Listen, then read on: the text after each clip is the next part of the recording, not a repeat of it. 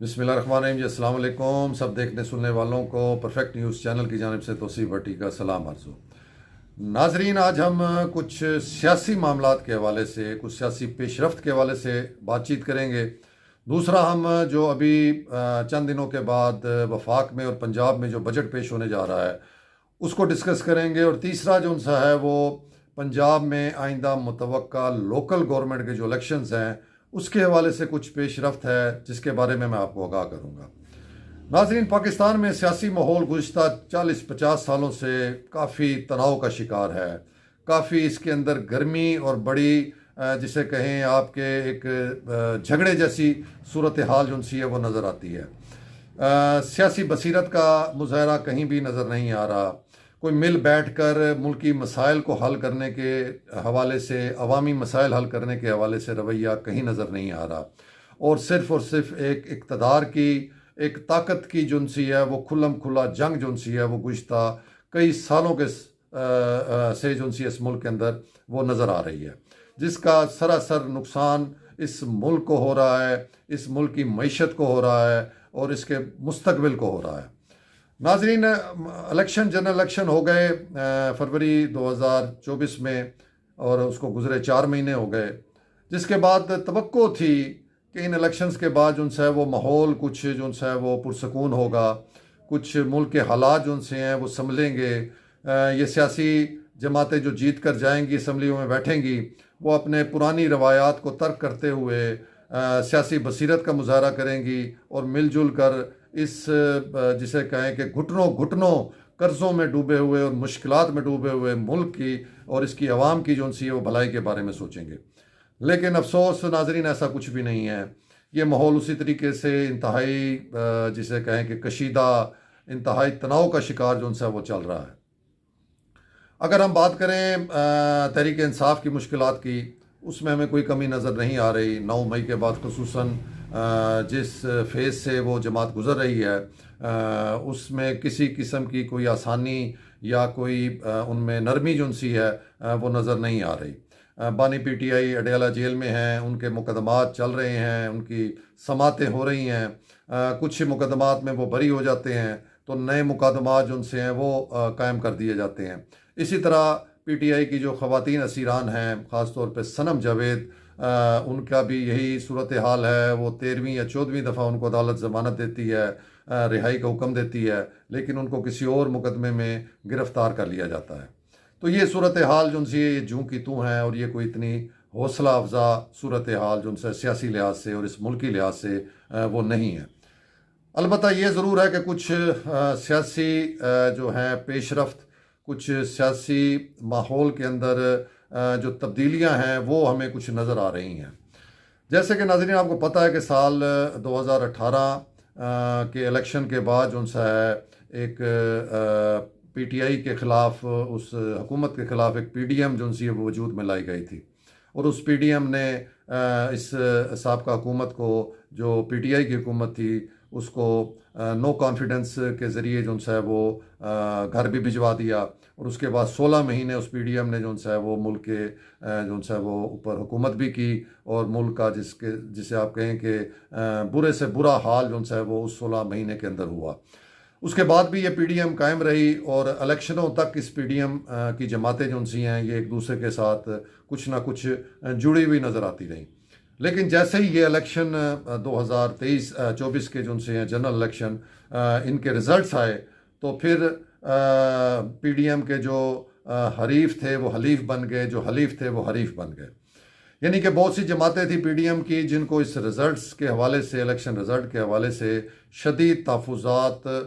जो से हैं वो पैदा हो गए और उसका उन्होंने खुल्लम खुला जो है वो इज़हार शुरू कर दिया, जिसमें ख़ास तौर पे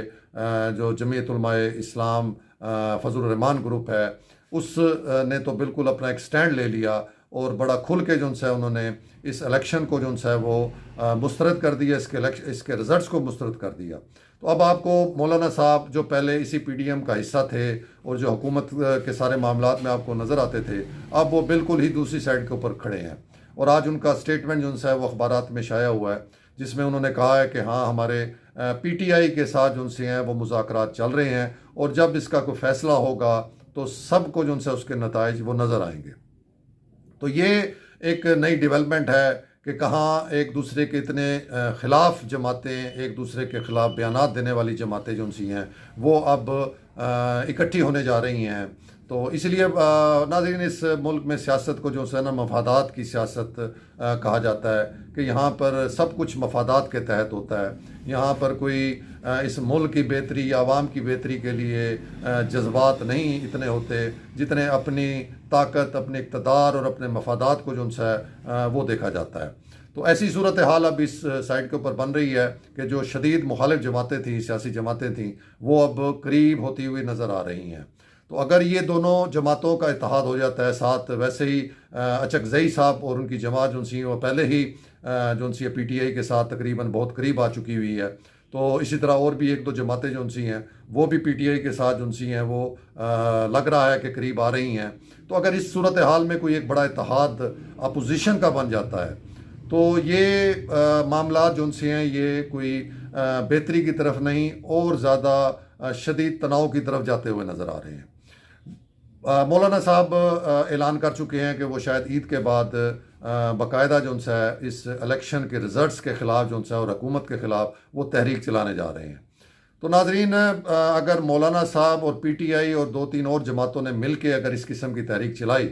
तो ये मौजूदा हुकूमत के लिए एक बहुत कड़ा इम्तहान बन जाएगी, क्योंकि ये दोनों बड़ी जमातें जो सी हैं इनके पास बहुत ही ज़बरदस्त किस्म की स्ट्रीट पावर है। ये लाखों का मजमा इकट्ठा करने की सलाहियत रखती हैं और अगर इन जमातों ने मिलकर किसी भी किस्म के इवेंट्स का आगाज़ किया तो वो इस मौजूदा हुकूमत के लिए एक बहुत ही कड़ा और मुश्किल वक्त जो है वो पैदा हो जाएगा। और ये कड़ा और मुश्किल वक्त सिर्फ हुकूमत के लिए ही नहीं होगा बल्कि ये इस मुल्क के लिए भी और आवाम के लिए भी होगा, क्योंकि जब इस किस्म की तहरीकें, इस किस्म के जल्द से जुलूस शुरू होते हैं तो फिर आपके मुल्क की जो सा वो माहौल भी डिस्टर्ब होता है, आवाम को भी शदीद मुश्किलात पेश आती हैं और जो आपकी माशी सूरत हाल है उस पर भी असरात पड़ते हैं। लोगों की जो सी है वो तजारत, लोगों के जो माशी मामलात हैं वो भी बड़े शदीद तरीके से डिस्टर्ब होते हैं। तो ये इस किस्म का माहौल बनने जा रहा है जो अभी फ़िलहाल सूरत हाल नज़र आ रही है। जबकि दूसरी तरफ हम देखते हैं कि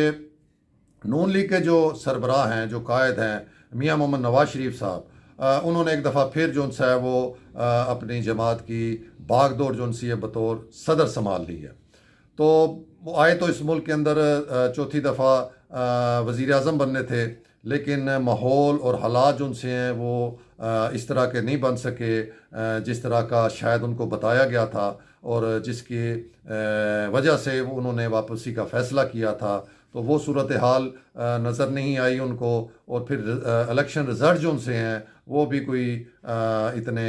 जो उनसे हैं वो अच्छे नहीं थे। मायूस कुन किस्म के रिज़ल्ट जो उनसे हैं वो सामने आए थे और अभी उसके ऊपर भी बहुत शदीद इख्तलाफात चल रहे हैं और PTI का जो है वो और मौलाना साहब का ये भरपूर कहना है कि ये मैक्सिमम सीटें जो सी हैं ये नून लीग हार चुकी थी और इसको जितवाया गया है, फॉर्म 47 के ज़रिए इनको इक़्तिदार में बिठाया गया। तो इस तरह की सूरत हाल में मियाँ साहब जो उनसे हैं वो बहुत अरसा खामोश रहे। उनकी जो एक्टिविटीज़, सियासी एक्टिविटीज़ थी वो हमें बड़ी महदूद नज़र आईं। वो उस तरीके से मुतहरक नहीं हुए, बल्कि अपनी हुकूमत बनने के बाद भी वो उतने मुतहरक नहीं हुए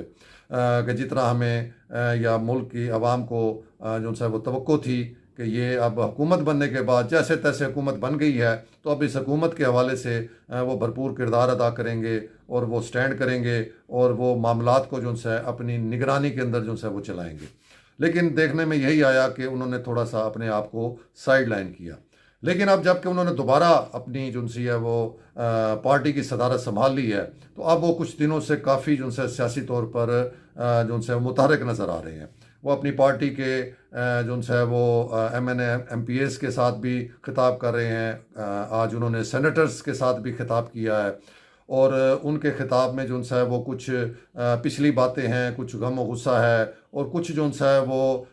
मिल बैठने की बातें भी करते हैं वो। और ख़ास तौर पे उनकी अगर आप स्पीचेस देखें तो उसमें एक शख्सियत को वो बार बार बहुत ज़्यादा याद कर रहे हैं और उनकी बहुत तारीफ़ कर रहे हैं और वो हैं खाकान अब्बासी साहब, साबका प्राइम मिनिस्टर, जो कि अब नून लीग को छोड़ चुके हैं, खैराबाद कह चुके हैं। तो नवाज शरीफ साहब का उनको बार बार याद करना, उनको सराहना, उनकी तारीफ़ें करना, एक तरफ तो शायद उनका एक पुराना साथ था, एक पुराने वो दोस्त थे, इकट्ठा बहुत सा वक्त जो उनसे वो पार्टी के अंदर उन्होंने गुजारा था, एक तो वो उस लिहाज से भी जो उनसा है उनको जो उनसे याद करना या उनकी तारीफ़ करना वो ठीक है। लेकिन इसका एक दूसरा पहलू भी है नाज़रीन, वो ये है कि शाहिद खाकान अब्बासी साहब दीगर जो उनसे हैं वो कौमी रहनुमाओं के साथ जो उनसे वो अपनी नई सियासी जमात बनाने जा रहे हैं, तो उस लिहाज से भी मियाँ नवाज शरीफ साहब को, नून लीग को थोड़ा सा खदशात ज़रूर हैं कि इनकी जमात जिस टाइम भी अपना एक्टिव होगी और वो अनाउंस करेंगे, तो उसके बाद बहुत से नून लीग के अंदर भी जो नाराज़ लोग हैं, कोई अपनी क़यादत से नाराज़ हैं, कुछ टिकटें ना मिलने की वजह से नाराज़ हुए, मतलब है कि वो ऐसे लोग हैं जिनका जो झुकाव है वो हमें नज़र आता है कि वो शायद खाकान अब्बासी वाली साइड पर है। और जैसे ही उनकी जमात जो सी है वो एक्टिवेट होगी, अनाउंस होगी, तो ये तवक्को है कि नून लीग से कुछ पुराने और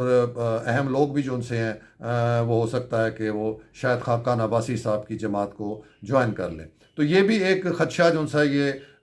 मियाँ नवाज शरीफ साहब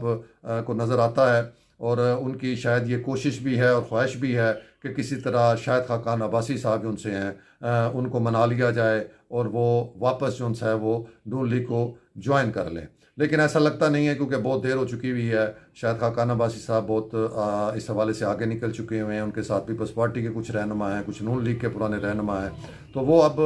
लगता नहीं है कि उनकी अब वापस नून लीग के अंदर वापसी हो। तो ये सूरत हाल बन रही है। और दूसरा ये भी है नाजरीन के मियाँ नवाज शरीफ साहब के इस तरह मुतहरक होने से एक ये भी इम्कान पैदा हो रहा है, और ये भी एक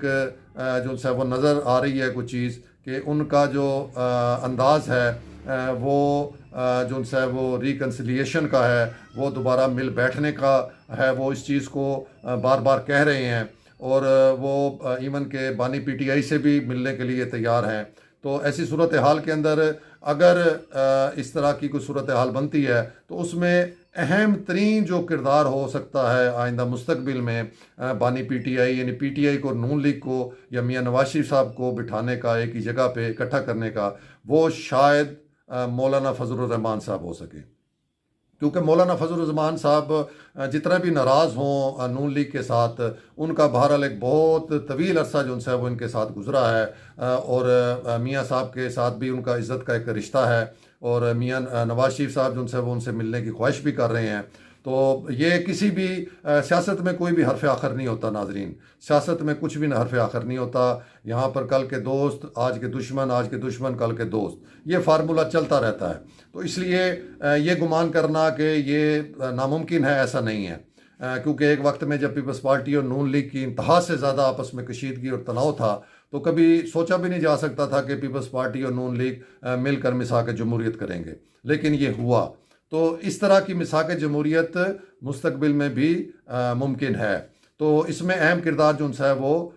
मौलाना फजलुर रहमान साहब का हो सकता है, क्योंकि एक तरफ वो मियाँ नवाज शरीफ साहब के करीब हैं और दूसरी तरफ वो अभी पीटीआई के करीब हो रहे हैं, और अगर उनकी कोई अंडरस्टैंडिंग पीटीआई से हो गई तो वो किसी भी वक्त आगे मुस्तकबिल में इन जमातों को बिठाने के लिए भी अहम किरदार अदा कर सकते हैं। और दूसरी अहम शख्सियत जो उनसी हैं वो सदर जरदारी साहब हैं, वो भी अभी बैठे हैं, वो जमात भी खामोश है, वो भी अभी उस तरीके से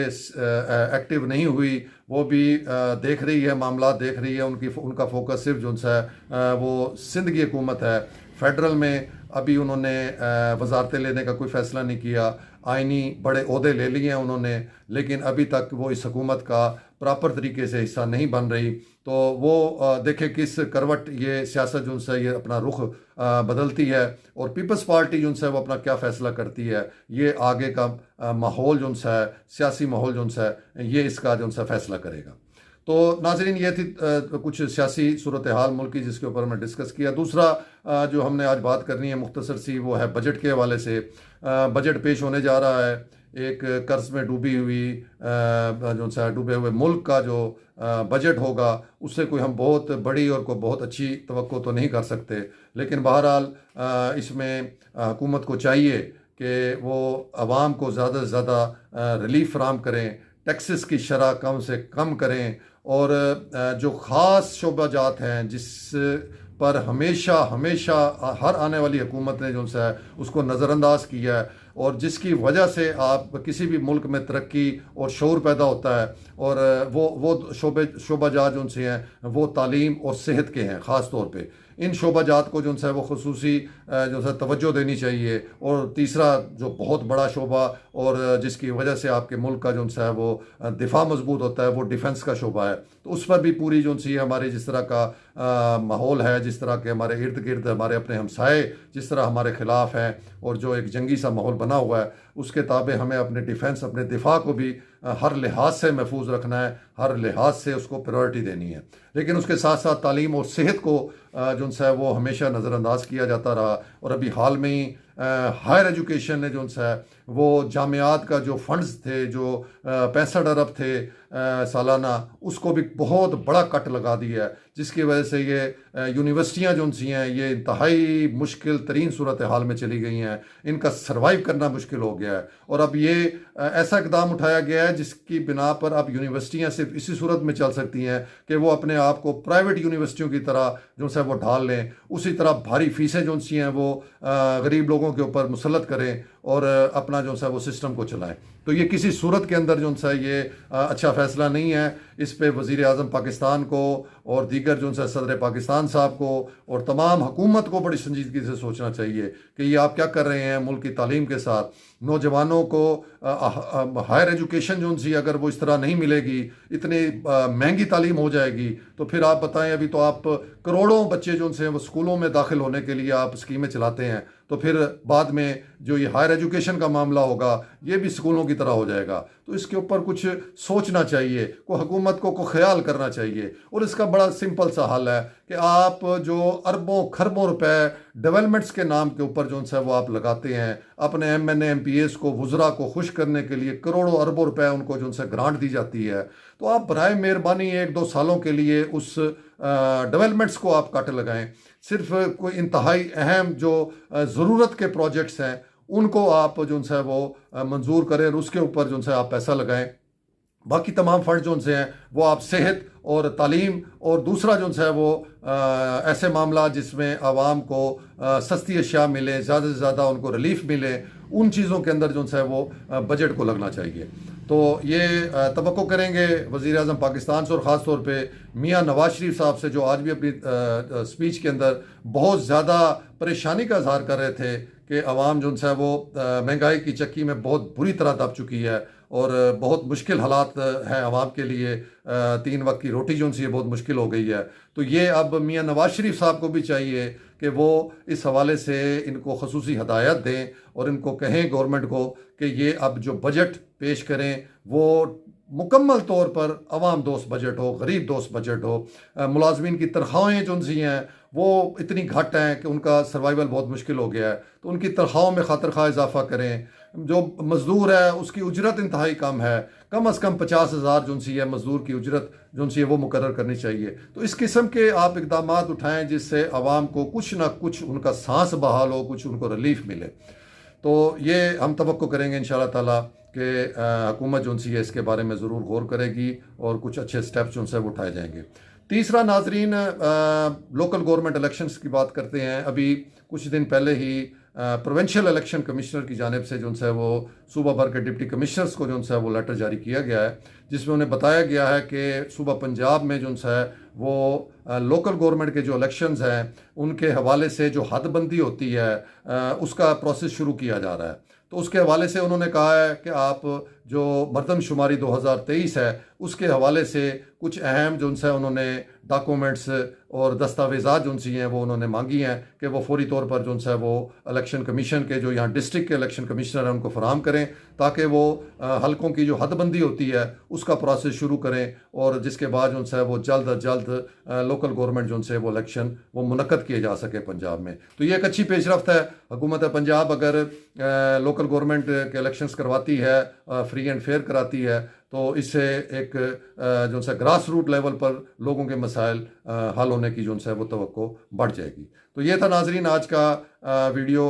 का जो सा ये बातें थी जो आपसे डिस्कस करनी थी। उम्मीद है कि आज का भी ये व्लॉग आपको पसंद आया होगा। अगर पसंद आए तो ज़रूर अपनी राय से जो सा वो ज़रूर जो सा वो उसके बारे में मुतला किया करें। बहुत बहुत शुक्रिया।